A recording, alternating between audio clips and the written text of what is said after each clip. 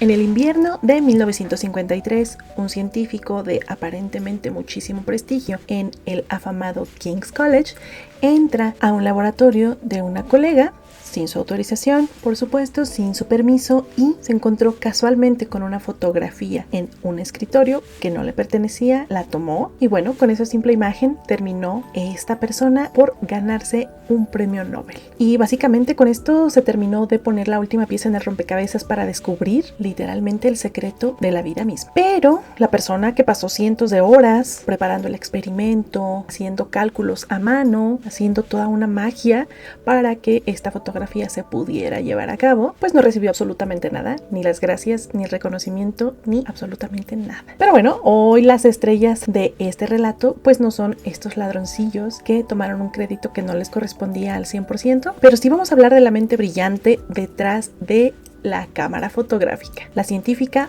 Rosalind Elsie Franklin. Y de verdad que es un viaje y es un relato muy necesario, porque la historia popular y lo que nosotros hemos escuchado en la escuela, lo que hemos leído en los libros, ha reducido a esta mujer a una sola imagen, que no era poca cosa, pero que no es lo único que construyó a lo largo de su desafortunadamente corta vida. La encasillaron en un papel muy específico, que fue el de la víctima trágica a la que le robaron el descubrimiento del ADN, a la que le robaron su crédito en el premio Nobel. Pero hoy hablaremos de bastante más que eso. Bienvenidas, bienvenidos a mi canal. Yo soy Diana, soy profesora universitaria, doctora en ciencias biomédicas, y el día de hoy te quiero platicar de la interesantísima y súper apasionante vida de Rosalind Elsie Franklin. Si te gustan estos videos, si te gusta el contenido de mi canal, pues no te vayas sin dejar un like, compartir este video y suscribirte a mi canal.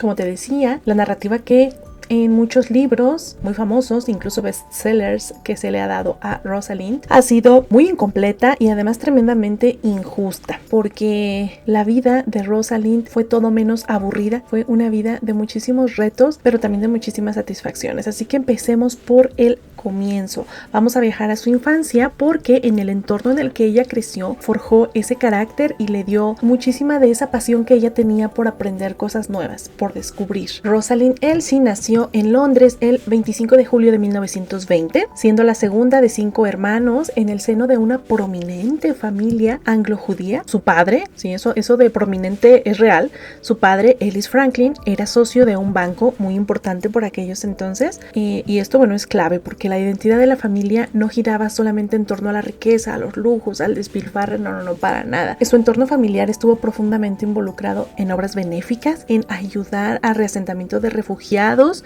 durante la época de la guerra. Ellos habían pasado ya por la Primera Guerra Mundial y apoyaban muchísimo a, pues ya fuera a veteranos o a personas que eran refugiados, a que encontraran un hogar nuevamente. Su familia le inculcó un robusto sentido del deber cívico, la integridad y de una ética de trabajo que en ningún momento dejó de demostrar, a pesar de que tuvo pues la excusa y el pretexto perfecto para dejar de ser una buena persona. Aún así, ella firme. Desde una edad muy temprana demostró un intelecto de verdad fuera de lo común. Era buenísima en todo lo que ella, o casi todo, ahorita te voy a decir una excepción, pero en casi todo lo que ella se proponía era muy buena. Tenía una aptitud enorme para las matemáticas, lo cual le ayudó precisamente a realizar los cálculos para lo que veremos posteriormente, que era esta fotografía del ADN. Tenía una facilidad increíble para aprender idiomas. Ella dominaba el francés, el italiano, el alemán y por supuesto pues su lengua nativa, que era el inglés. Su educación formal se llevó a cabo en la St. Paul's Girls' School, que para la época era una institución como un poquito fuera de serie.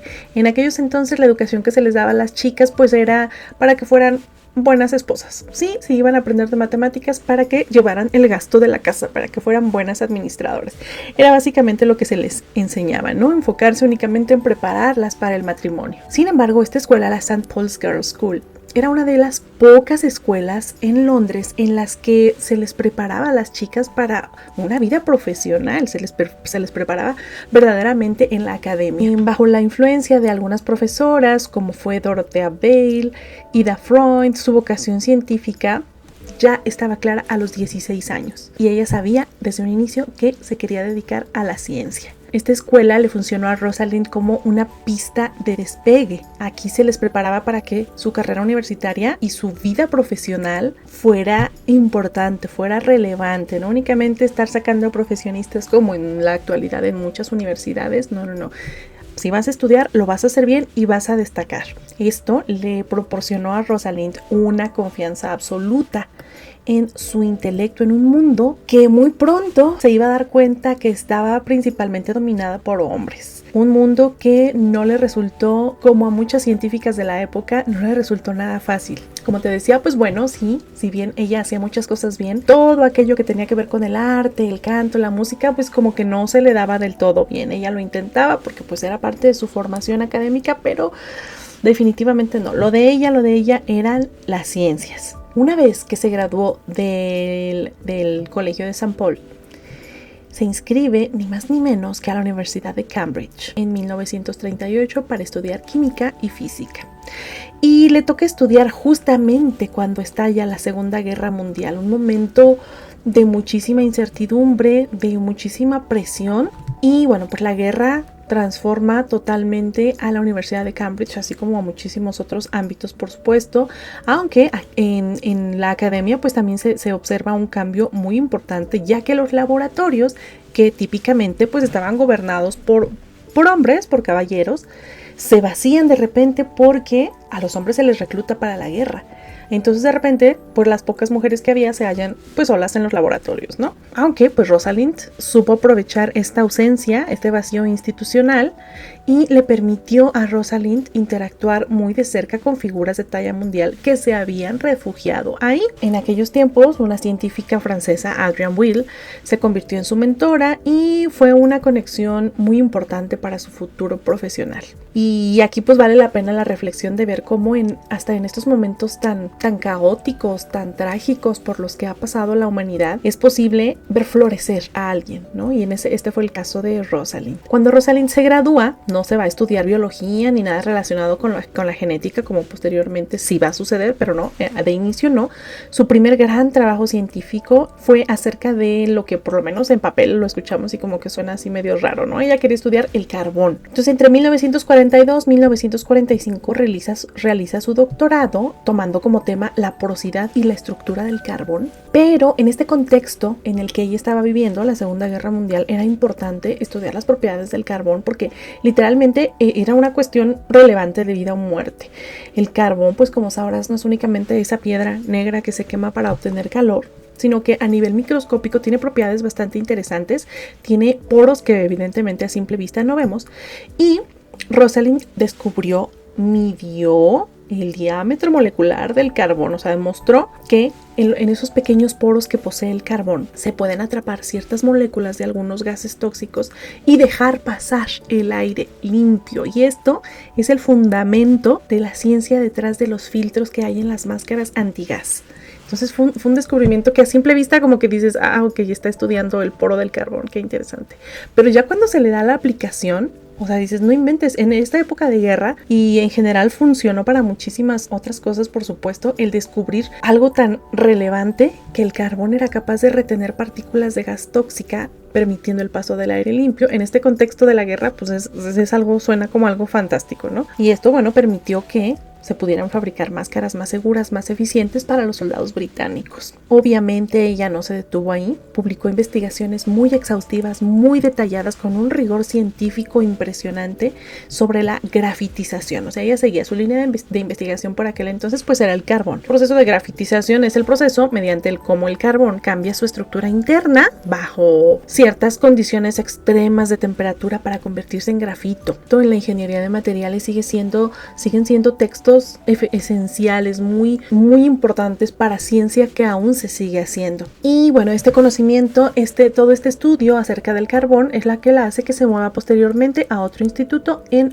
París. Una vez que finalizó la guerra, ella se mudó a París para trabajar en un laboratorio estatal bajo la tutela de un científico llamado Jacques Métrin. Y pues bueno, el París que quedó después de la guerra le dio a ella como una libertad increíble, una cultura fantástica una vez que las ciudades empezaban a reconstruir, una ciudad muy vibrante donde ella se reunía con sus colegas en los cafés parisinos a discutir de ciencia, algo que se antoja como de sueño, ¿no? Algo que muchos de los que nos gusta la ciencia nos encantaría vivir. Lo más importante, además de los cafés científicos, pues es que en esta época en París, en el instituto en donde ella estaba trabajando, adquiere una herramienta técnica que definiría el resto de su carrera, que es la cristalografía de rayos X. Ella se enfoca en estudiar la difracción de los rayos X, que fue esencial para tomar su famosa fotografía 51, que es en donde describe pues básicamente la anatomía del ADN. Con esta técnica que ella aprende, pues es que literalmente fue como sacarle una fotografía a una molécula. La describió,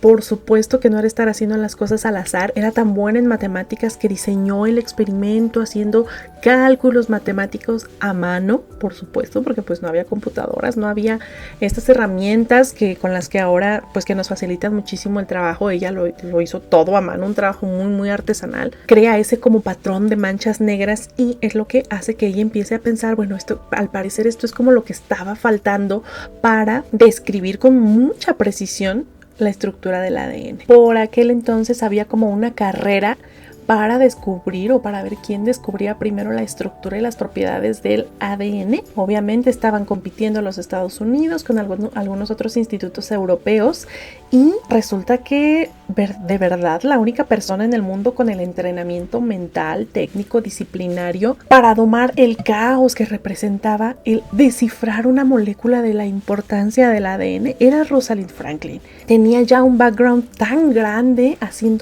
había empezado como de lo más abstracto, el carbón, poco a poco, la estructura, el caos molecular, la medición matemática, o sea, era ella la que tenía que descubrir la estructura, ¿no?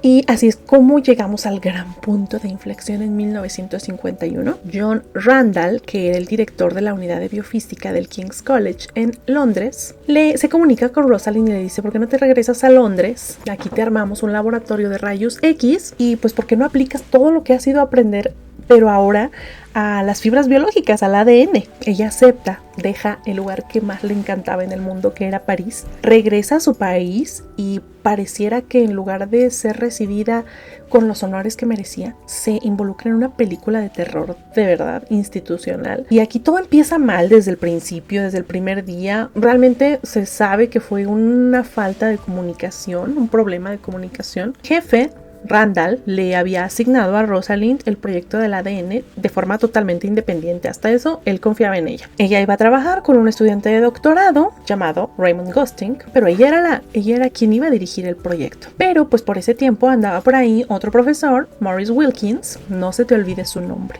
Maurice Wilkins, que ya llevaba tiempo ahí en el King's College estudiando el ADN. Pero él estaba de vacaciones cuando a Rosalind la contrataron. Al volver, Maurice Wilkins ve a esta mujer organizando el laboratorio y lo primero que se le viene a la mente no es, ay, contrataron a otra científica, a otra profesora, no. Lo que se le viene a la mente, lo primero ve a una mujer ahí arreglando el laboratorio, ay, me trajeron un asistente, por fin tengo a quien me va a ayudar a lavar el material. Una mujer que no le daba miedo ensuciarse las manos, pero que ya venía de dirigir sus propios proyectos, sus propios experimentos de un laboratorio de renombre en París. Se topa con este colega que le habla como si fuera su secretaria, y no es porque ser secretaria esté mal, sí, pero aquí lo mal es que Rosalind pues no era la secretaria, no era la asistente. Él la trata como con cierto desdén y bueno, en general el ambiente del King's College pues no ayudaba en nada. Se observaba un nivel de segregación, de aislamiento diario. Las mujeres del equipo investigador, aunque fueran científicas, no se les permitía entrar al comedor principal de los profesores. Increíble, tenían que ir a comer a un comedor separado en otro edificio.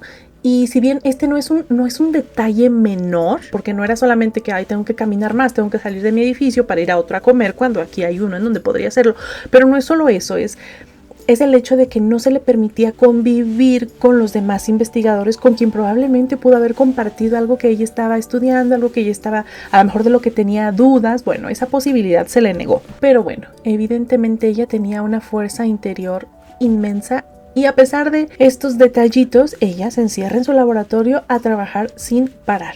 porque las fuentes indican que antes de que llegara ella, estas fotografías que sí, si bien ya se habían intentado tomar, pues eran un poco caóticas, como que no tenían ni pies ni cabeza, todavía no decían mucho. Y ella hace un descubrimiento muy importante que era como una pieza del rompecabezas que estaba por ahí faltante, y es que el ADN no tiene una sola forma, sino que de acuerdo al ambiente, de acuerdo incluso a la humedad que haya, adquiere diferentes estructuras. Cuando la fibra de ADN se encuentra, digamos, por decirlo así, seca, las moléculas se amontonan de una forma algo caótica, pero cuando la molécula se encuentra en contacto con el agua, se encuentra hidratada, adopta la forma que normalmente conocemos, que es la doble hélice. Por lo que si se le estaba tomando la foto cuando estaba deshidratada, pues era probable que no se estuviera haciendo adecuadamente. Pero ella descubre esto de las dos formas y encuentra el momento perfecto para tomar la foto perfecta. Eran experimentos que a ella le tomaban más de 100 horas para tomar una sola foto,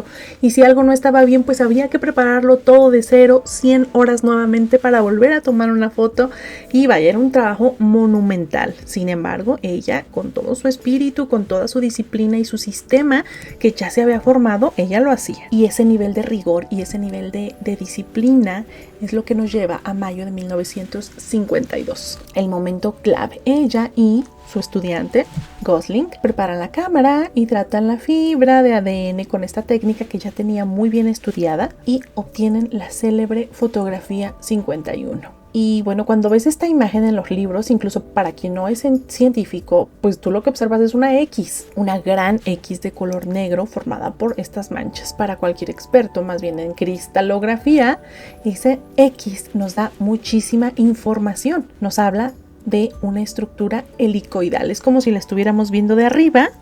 Si tú ves una espiral, trata de hacerlo con una pasta, un fusili, vela de arriba y se ve como una X más o menos, ¿no? Esa doble hélice da a los expertos, no soy yo, pero a los expertos en cristalografía se sabe que si estás viendo una X es como estar viendo la imagen así desde abajo, y es una estructura inconfundible de una hélice. Rosalie, que no se dejaba llevar por la emoción, fiel a su filosofía de momento, lo hacemos con calma, lo hacemos con números, lo respaldamos. Ella se niega desafortunadamente a publicar que eso era una hélice únicamente por estarla viendo. Ella lo quiere demostrar, y lo quiere demostrar matemáticamente. Lo que ella no adivinaría era que mientras ella pacientemente, porque quería hacer un trabajo de calidad, mientras ella se encontraba haciendo sus cálculos, un abusivito compañero de ella, Maurice Wilkins, a sus espaldas, sin preguntarle, sin su consentimiento, entra a la oficina donde el estudiante Raymond Gosling tenía la fotografía guardada, la toma, se la lleva a la otra estrella, James Watson, de Watson y Crick. Se la muestra a James Watson, que Watson era este joven científico estadounidense que trabajaba en Cambridge con Francis Crick, Watson y Crick, y pues ambos estaban desesperados, iban a contrarreloj, y de ninguna manera quiero quitar el mérito que tuvieron estas dos personas. Lo que molesta y lo que incomoda es la forma en que lo hicieron. Lo hicieron de una forma desleal, de una forma poco ética, que sí llegaron al punto al que tenían que llegar. Eso es cierto, descubrieron algo que probablemente Rosalind por su pura cuenta, tal vez sola, no lo hubiera logrado, pero esto se trataba de un trabajo en equipo, y ellos, por supuesto, la excluyeron. Cuando Watson vio la foto de Franklin, en ese instante supo exactamente que eso era lo que le estaba faltando a su modelo. Ellos ya tenían un tiempo tratando de discernir, de elucidar cuál era la forma del ADN. Tenían muchísimas pistas, es lo que insisto, no es que se les quiera quitar el mérito de ninguna manera. Tenían muchísimas pistas ya, pero faltaba, ¿qué forma tiene? Y ahí estaba la respuesta en esa foto. Y en lugar de ir con Rosalind a decirle, wow, ¿nos explicas? ¿Nos ayudas? No, pues no.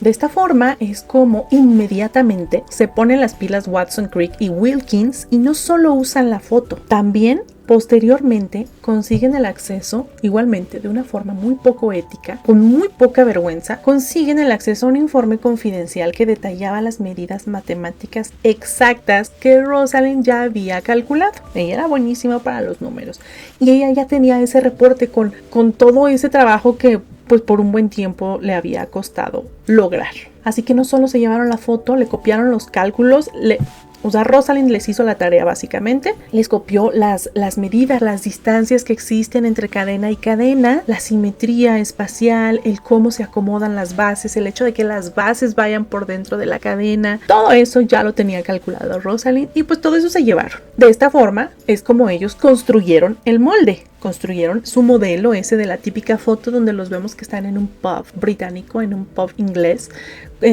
pensando cómo se vería el modelo. Sí, muy listos ellos eran muy inteligentes, ya tenían mucho trabajo avanzado, sí, pero sin el trabajo de Franklin hubieran tardado muchísimo. Pues por supuesto, ellos ya con todo ese trabajo, en 1953 publican su gran descubrimiento de la doble hélice en la revista Nature. Y en este artículo famosísimo, pues sí la mencionan. Hay una línea ahí súper vaga casi al final en donde dicen que fueron estimulados por el conocimiento general del trabajo no publicado de Franklin, de Rosalind Franklin. Me parece, ellos seguramente lo justificaron porque pues querían dar la información y ganarle, por cierto, a otro científico que en Estados Unidos estaba trabajando con lo mismo, le querían ganar, por supuesto. Esa fue su justificación que nunca dieron, pero bueno, ese era el pretexto aparentemente. Y pues bueno, aquí podemos observar la forma tan distinta en la que veían la ciencia, porque Watson y Crick sí hacían ciencia, vamos a decir de una forma como deductiva, jugaban con las piezas de metal,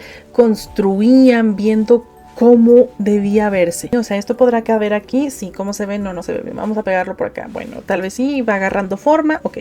Rosalind más bien tenía una metodología de tipo inductiva. Para Franklin, el construir un modelo sin haber terminado de hacer las matemáticas era poco ético y era algo que para ella le parecía como poco científico. Su enfoque, bueno, era un poco más romántico. Ella no quería ganar la carrera, sino que quería hacer las cosas bien.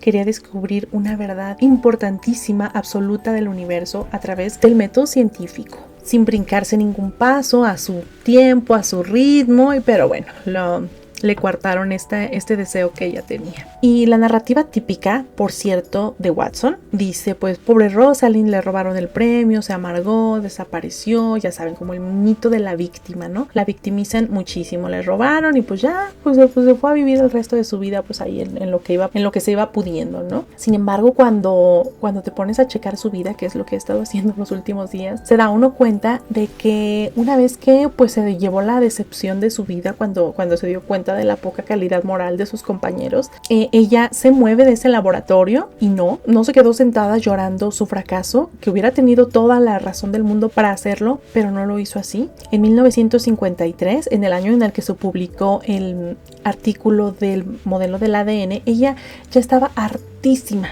del ambiente tan tóxico que se estaba desarrollando en el King's College y decidió mudarse. Bueno, ahí nos vemos, estoy harta de ustedes, y se mudó a otro instituto también de renombre llamado Birkbeck College en marzo del 53 y se unió al laboratorio del doctor J.D. Bernal. A ella se le prohibió, además de todo, seguir investigando acerca del ADN, pero evidentemente pues no se quedó de brazos cruzados. Ella tenía y le daba para estudiar el ADN y cualquier otra cosa, así que cambió su línea de investigación y se puso a estudiar virus. Y si usted cree que pues no la hizo tan bien, pues está usted en un grave error, porque también en esto fue muy exitosa. Se dedicó específicamente a estudiar el virus del mosaico del tabaco, un virus pues importante. Lo que hizo ahí fue ir a aplicar el conocimiento previo que ya tenía, matemático, físico, químico, médico, biológico, y además de todo en un giro así como que uno dice, ay, el karma sí llegó poquito, pero llegó. James Watson anteriormente ya había estudiado un poco acerca del virus del mosaico del tabaco y lo había propuesto, lo había concebido en su mente como un cilindro sólido, como si fuera un tronco de árbol hecho así de madera sólida, ¿no? Que estaba hecho de proteínas. Sin embargo, con el conocimiento de difracción de rayos X de Rosalind Franklin, demostró que Watson estaba equivocado. Analizó los patrones, notó que la densidad del centro de la molécula del virus era nula, o sea, ella demostró que el centro del virus estaba hueco prácticamente, que era más bien como un tubo hueco y no como un tronco sólido. Un tubo hueco hecho de proteínas. Y la verdad es que este conocimiento también revolucionó, puesto que ella descubrió y propuso que en ese centro era en donde se alojaba el material genético del virus, que era el ARN. Y fue la primera vez en la historia de la humanidad que alguien logró visualizar a nivel molecular la estructura de un organismo capaz de reproducirse. Muy impresionante. Sentó las bases físicas de toda la virología estructural moderna. Posteriormente, por si no era poco, se puso a estudiar ahora el virus de la polio, que por aquellos entonces estaba causando una epidemia terrible de incapacidad. Era una epidemia, era una pandemia que paralizó a miles de niños y que los dejó postrados en sillas de ruedas. Daba pánico, ¿no? El trabajar con un virus vivo, purificándolo para cristalizarlo, para estudiar su estructura. A ella no le daba miedo. Ella incluso financió su propio equipo, su equipo de laboratorio. Viajó por todo el mundo dando conferencias, publicó 21 artículos acerca de los virus que ella estaba estudiando. Y muy paradójicamente, uno de sus colaboradores más cercanos aquí en este instituto en donde ella se encontraba trabajando, que había sido incluso su estudiante, el científico Aaron Clue, ganaría años después el premio Nobel de Química. Y a diferencia de los otros, de los otros señores, él siempre reconoció abiertamente que su trabajo fue una continuación directa de lo que Rosalind Franklin había comenzado y de lo que él había aprendido de ella. Ella era una científica hasta la raíz, triunfadora, imparable, liderando su propio laboratorio. Y bueno, es aquí en donde ella, encontrándose en la cúspide de su carrera, el destino le da un golpe. Su historia, su vida da un giro verdaderamente trágico en el otoño de 1956. Durante un viaje de trabajo en el que ella se encontraba por Estados Unidos, empieza a sentir dolores abdominales muy fuertes y desafortunadamente le diagnostican cáncer de ovario. Una noticia verdaderamente devastadora, puesto que además de todo se lo diagnostican de forma tardía y pues bueno, para lo que pues aún a la actualidad no tenemos tratamiento curativo, ¿no? Y al conocer los riesgos modernos, pues uno no puede evitar preguntarse si el hecho de pasar toda una década trabajando con quines de rayos X industriales, sin esos trajes protectores de plomo con los que se cuenta en la actualidad, fue lo que realmente hizo que ella enfermara. Muy triste, irónico, muy cruel, porque pues la herramienta que le permitía a ella ver el interior de la naturaleza fue la misma que estuvo destruyendo su propio cuerpo. Algo pues muy similar a lo que le pasó a Marie Curie, ¿no? y a su hija Irene y a muchos otros científicos. Pero bueno, aún así nos siguió dando una cátedra de fortaleza, ya que después de sus cirugías, de sus tratamientos tan dolorosos y debilitantes, ella seguía acudiendo a su laboratorio. Aún así, durante los últimos 2 años de su vida, mientras luchaba con un cáncer terminal, aún así, en 2 años, ella logró publicar 13 artículos científicos de altísimo nivel con el rigor científico que la caracterizaba. 13 artículos mientras recibía tratamiento oncológico. De verdad, su capacidad de enfoque y su fortaleza interior era sobrehumana, era como de otro planeta. Ella desafortunadamente falleció el 17 de abril de 1958 de tan solo 37 años. Una mujer muy joven con toda la vida por delante, imagínate si en este corto tiempo en el que ella se dedicó a la ciencia, todo lo que logró descubrir, imagínate lo que hubiera sucedido si ella hubiera llegado a una edad mucho más avanzada. Su muerte prematura tuvo consecuencias históricas muy devastadoras para su legado. Desafortunadamente, después de su fallecimiento, 4 años después, en 1962, el Premio Nobel de Fisiología o Medicina se le otorgó, por supuesto, a James Watson, a Francis Crick y a Maurice Wilkins por el descubrimiento de la estructura del ADN. Claro, el premio que ella merecía compartir. Pues tristemente, las reglas que tiene el comité de la premiación del Nobel establecen que el premio no se puede otorgar de forma póstuma, por lo que si ella ya había fallecido, aún cuando ellos hubieran dicho, no, pues ella también se lo merece, pues no. Aún así no se podría haber hecho nada. Claro que ellos nunca lo dijeron ni lo reconocieron, ¿no?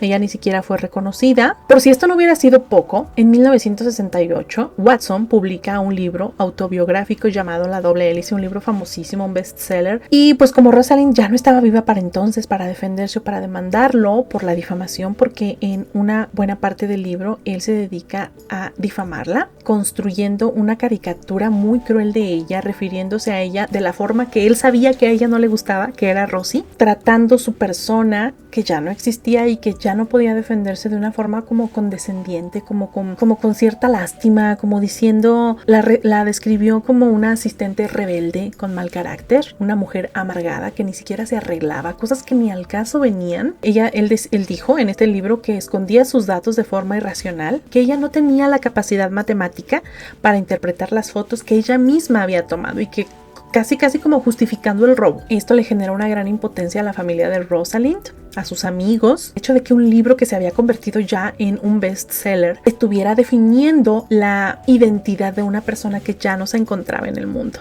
de alguien que ya no estuvo ahí para defenderse o para desmentirlo. Watson básicamente acaparó los micrófonos de la historia, pero pues sus verdaderos amigos, los que aún quedaban, algunos de sus familiares, no se quedaron callados. La indignación de quienes realmente la conocieron y la apreciaban fue inmediata.